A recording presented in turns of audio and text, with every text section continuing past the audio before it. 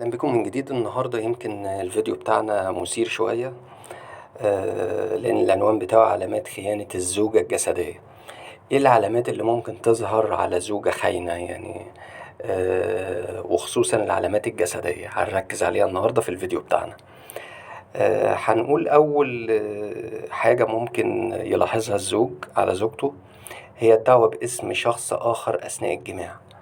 فطبعا دي حاجة يعني يمكن قاطعة، يعني إن تكون في لحظة الجماع أو اللحظات الحميمة ما بين الزوج والزوجة إن الزوجة تقول اسم شخص تاني غير جوزها، فأكيد يعني ده دليل قاطع إن في شخص في دماغها هي كانت بتتمنى إن هو يكون موجود مكان زوجها يعني. تاني حاجة وهي مهمة جدا إن هي بتحاول تجرب أشياء جديدة في غرفة النوم. طبعا الحاجات ديت يعني مش هيفهمها غير الناس المتجوزة اللي بتسمعنا وبتشوفنا. إن لو الست طلبت أوضاع مختلفة، حاجات مختلفة هي ما كانتش متعودة تطلبها قبل كده، ده برضو بيبقى دليل قاطع إن هي بتمارس هذه الأوضاع مع شخص آخر غير زوجها في أوضة نوم أخرى. تالت حاجة النفور والاشمئزاز من الزوج، يعني طول الوقت هي قرفانة من جوزها، مش طايقة جوزها، مش حابة تقرب منه تتعامل معاه. فده بيبقى دليل ان هي خلاص يعني الحب بنسبة كبيرة بقى فيه كره ناحية زوجها، وبالتالي ده ممكن دليل. طبعا الأدلة دي كلها مش قاطعة يعني، لكن برضو بيبقى قرينة للزوج ان يشك ان كده ممكن تكون على علاقة بشخص آخر خلاها مش طايقاه، يعني مش طايقة تبص في وشه. هنقول رابع حاجة التهرب من الاتصال الجنسي. العلاقة الحميمة طبعا ده شيء مهم بين الراجل والست، حاجة طبيعية يعني لازم تكون موجودة طول الوقت باستمرار ما بينهم. إذا وصلت الست في مرحلة إن هي مش طايقاه ومش حابة إن هي تقيم معاه العلاقة الحميمة، ده لازم يبقى عند الزوج قرينة إنه الزوجة لأ، يعني ممكن تكون بتلبي رغباتها الطبيعية ديت مع شخص آخر.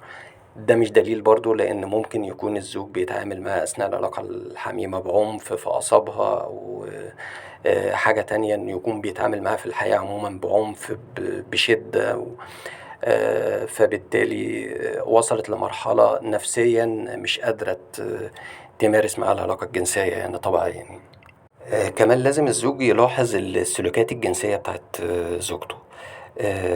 يعني مثلا لو لاحظ ان هي بقت اقل اهتمام ان هي تقرب منه، ان هي تمد ايديها تمسك ايديه، لو هو مد ايديه مسك ايديها، ان هي تسيب ايديها، الحاجات اللي هي مقدمات العلاقة الجنسية ما بينه وما بينها. لو هي ما بقاش في نفور ان هي خلاص بقى لا حابة القرب ولا حابة لمس الايدين ولا الهمس ولا اللمس ولا الكلام ده، يبقى كده في حاجة او في دليل شبه قاطع إن هي على علاقة بشخص آخر بيلبي هذه الاحتياجات يعني الطبيعية اللي هي المفروض تكون موجودة عندها. كمان لو زوجتك بتنتقد فيك بشكل مستمر وبشكل كبير، ده برضو بيبقى دليل ان هي مش طايقاك. فمش طايقاك دي معناها ان هي بتقيم علاقة مع شخص اخر. طبعا مش بالضرورة، يعني هي ممكن تكون مش طايقاك بسبب حاجات كتير يعني.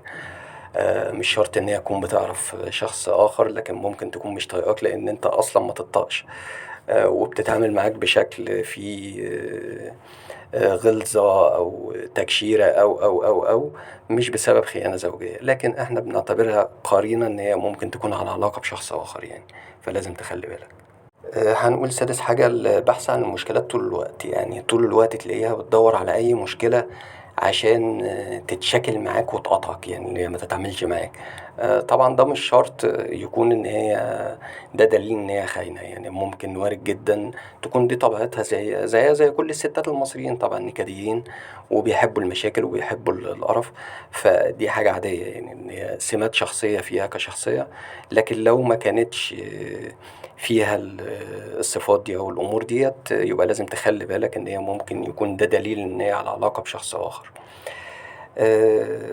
كمان هنقول سابع حاجة اللي هو تغير في المعاملة، فتصبح مشغولة عن تلبية حاجاته، بل مش فاضية تتكلم معاه أساسا يعني. برضه دي مشكلة، يعني إن هي خلاص وصلت لمرحلة إن هي مش طايقاه، مش فاضية له خالص. لو طلب منها أي حاجة، حتى لو وصلت لمرحلة إنه يطلب منها إن يقعد يتكلم معاها، فلا يعني إن هي كمان مش طايقة تتكلم معاه. ده برضو بيبقى زي قرينة كده عند الزوج إن هي ممكن على علاقة برجل آخر أو شخص آخر يعني. وبنتمنى السعادة للجميع، وبكده يكون نهاية الفيديو بتاعنا، وتحياتي ليكم.